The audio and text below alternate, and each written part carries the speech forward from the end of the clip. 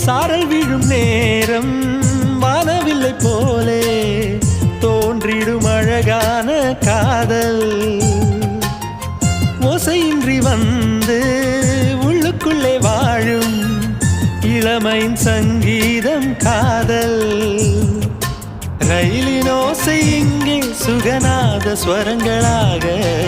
இதயம் இரண்டும் இணைந்து ஓடுமா அழகு பாதம் பார்த்து அவன் சுப்பிரபாதம் பாட சினுங்கும் கொலுசு சுருதி சேர்க்குமா